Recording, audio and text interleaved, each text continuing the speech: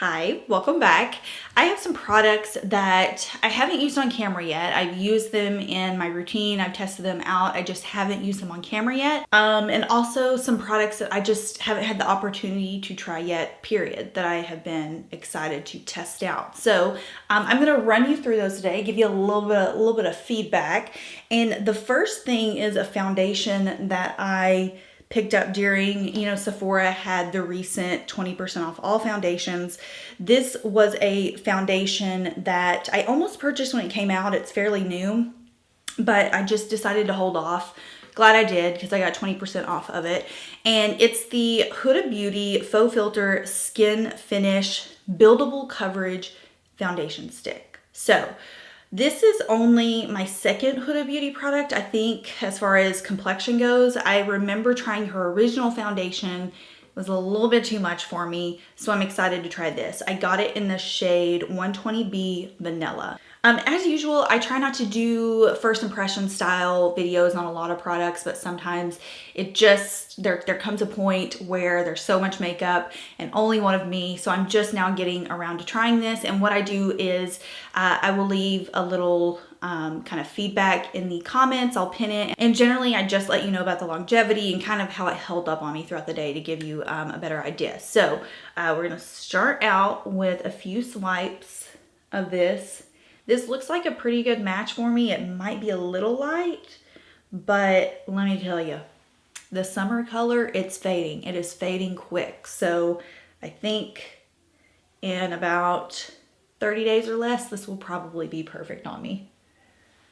If you do feel like you are my shade now, like my neck and my body tone, I would definitely go up a shade, but I think this is I think it's gonna work out. So I'm buffing this in with my It Cosmetics, what is this called? Heavenly Luxe Perfection Brush.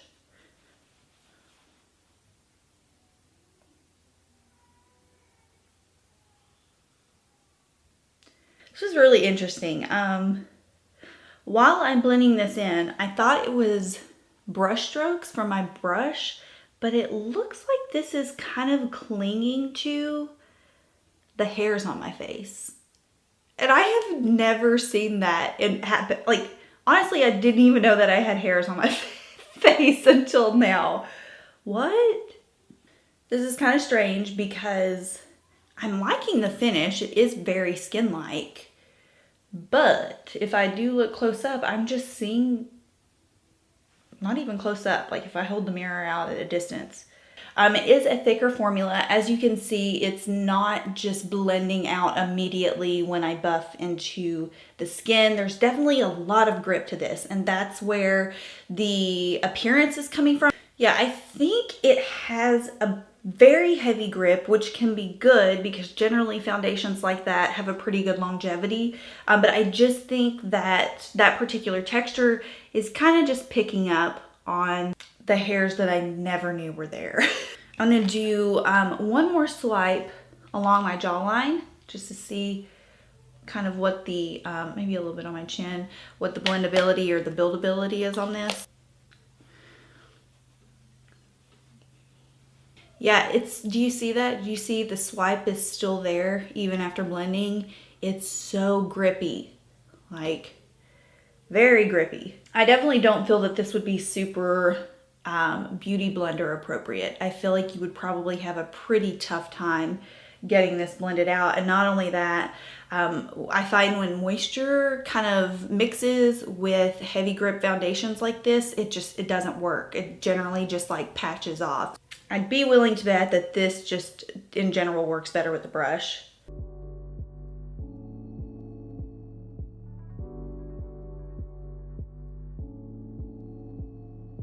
Okay, very interesting analysis of this because I look at my skin right now, especially in the viewfinder, and I'm like, it looks nice, it looks healthy, it looks very skin-like. I think a big portion of this nice, healthy underglow, although is coming from my SPF, and I've been using the LMS Pro Collagen Marine Cream, as it's an SPF 30, so I've been using that underneath my makeup, and it really provides like a hydrated, healthy looking glow. So I think a lot of that is coming from the actual moisturizer.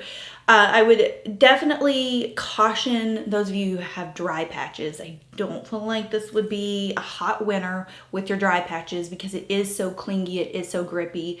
As if I can say that word any more times. You get the point. I think it's just one of those that kind of has a stronger hold to it. It's got a stronger texture, a little bit tougher to blend out. But I have to say, I mean, just looking in the mirror, I'm really only noticing the little baby hairs like super close up now. So at a distance, normal distance, looks fine.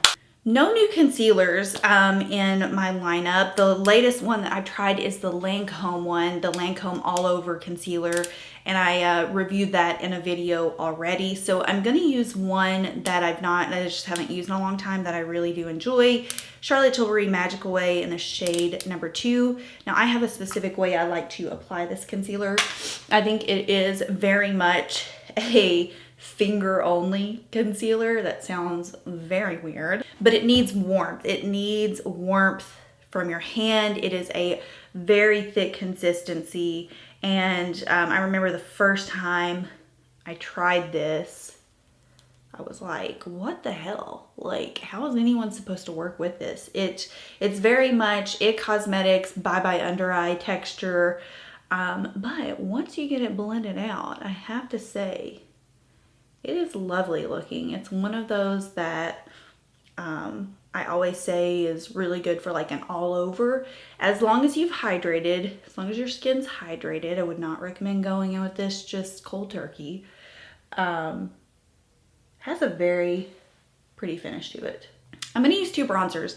I have been raving about the Persona Dreamstick bronzer in the shade Sahara, but I haven't tried the shade Dune yet, which is the lighter version. It's a very warm tone bronzer. So I'm actually first going to apply the Makeup by Mario Soft Sculpt Shaping Stick in light medium.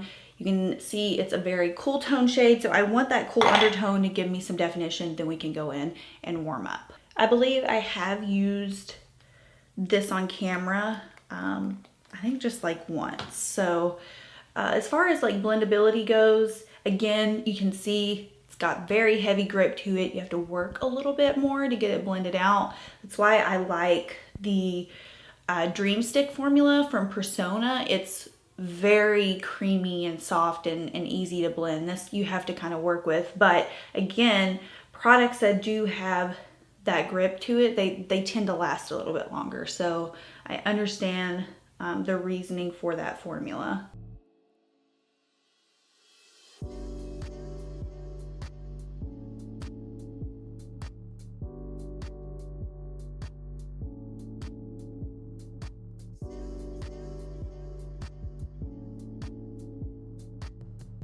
I mean, I'm definitely sculpted, you know, like lives up to its name.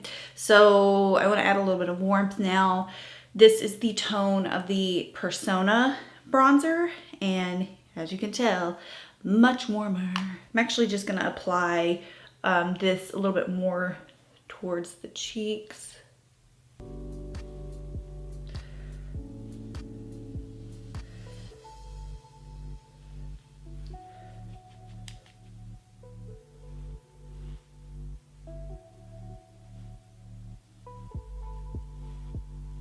Beautiful, lovely. I'm very much into this. Moving on to blush, I have a cream cheek color from Laura Mercier. Now these are products I've tried in the past. I don't really know what happened to them in my collection. I feel like they were definitely older products and they probably got passed down. But recently, Laura Mercier sent a couple, I don't think they're new shades. I definitely think these are ones that have been in the lineup. But the shade Praline, I mean, come on. Like, I feel like there has to be at least 5 of you out there when you're shopping for blushes.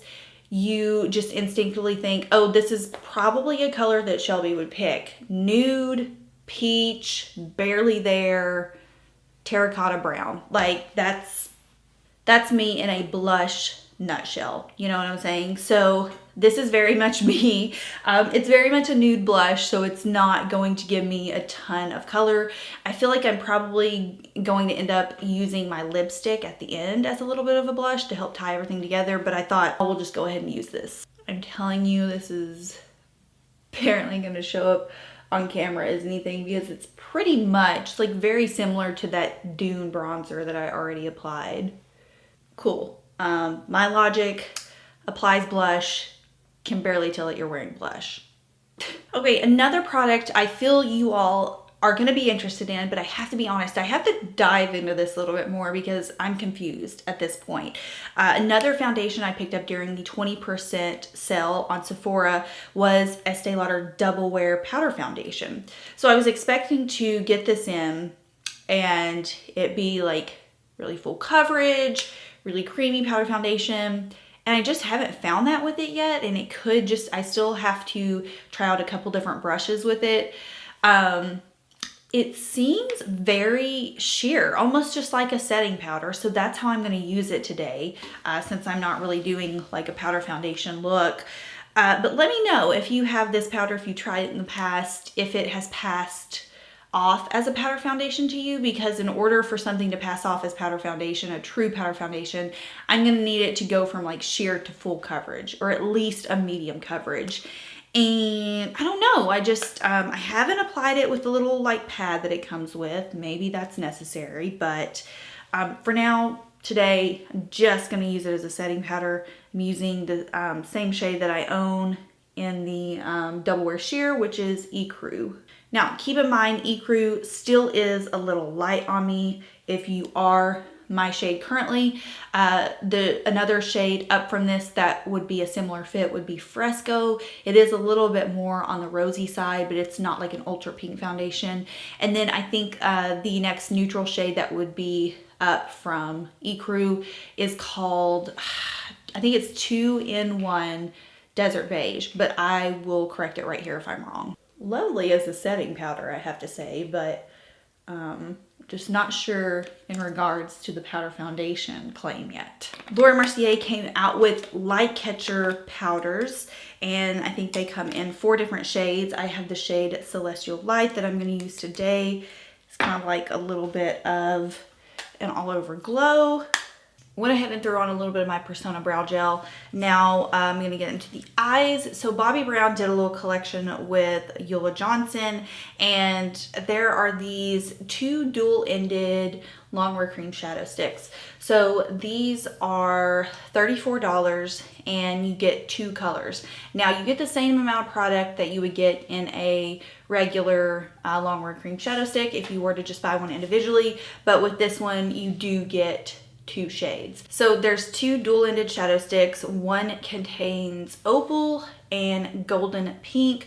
Opal, to my knowledge, is not a shade that is in the permanent lineup. Same thing for the second one, Sun Pearl and Soft Bronze. Sun Pearl, not. Who is she? I've never heard of her. Regardless, Opal and Sun Pearl are very similar in tone. And if I could recommend out of the 2, I'd probably go for the Sun Pearl and Soft Bronze, because you do get a contrasting and highlighting color. With golden pink and opal, you're really just gonna get 2 really fair shades, 2 shades that I would generally just use for like my inner corner. So that's what I'm gonna use today. I'm gonna use Soft Bronze. We're gonna start out with it.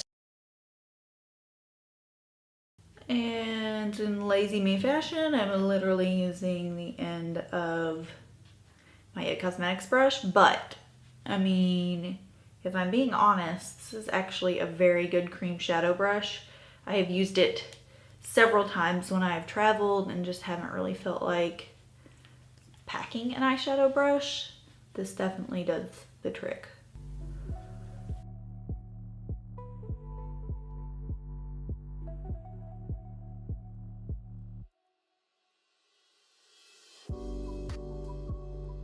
Take a little bit of Sun Pearl on the inner corner. So I know I've only used my Hindash palette like once in a video. It's a very interesting palette because technically you get like 3 shades out of one eyeshadow. You can see they're kind of like ombreed into one another. So I am going to do a little mixaroo of probably this brown right here in the darkest, and we're gonna spice things up a little bit. I kind of want to do low-key smoky. Low-key smoky, is that what we want to call it?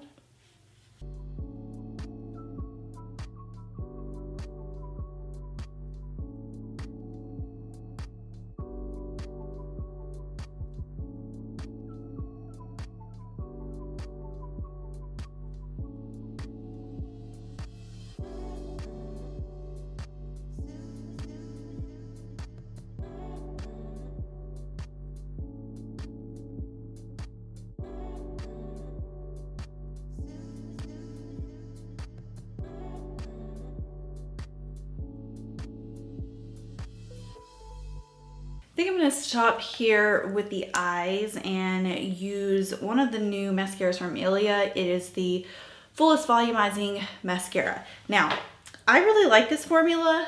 The problem I have with it is that it smudges pretty easily. Pretty much like by the end of the day, I'm gonna guarantee have a little bit of smudging going on with this. So just keep that in mind if you have a problem with your mascara smudging already. This is probably not going to be the one for you. If you live in a cold climate where, you know, humidity isn't an issue, then this would probably be fine.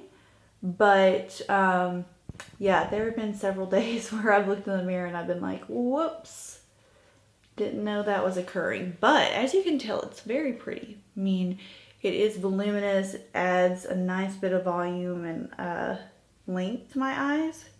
I mean, it's a pretty big difference. So for the lips, I have a crushed lip color, and this is again from the Bobbi Brown Ulla Johnson collection. By the way, the packaging is beautiful in this lineup, so if you are a packaging collector, this might be one to look into. But this is the shade called Babe, and you can tell it's like a really pretty rosebud hue. So I have another shade called Bear, and these are very like semi-sheer lipsticks. So although it looks like it's going to be really bold, I have a feeling, now I haven't tried this one, we're about to try it, but I have a feeling it's not going to be as bold as it looks. And I think I'm just going to apply Pillow Talk from Charlotte Tilbury as a lip liner after I get this on.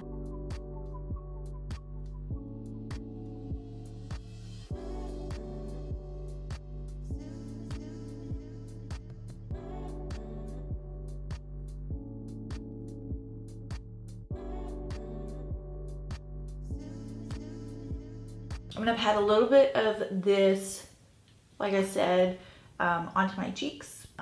Lip color and the blush aren't exactly the same tone, so I just want to kind of make sure they blend together a little bit better.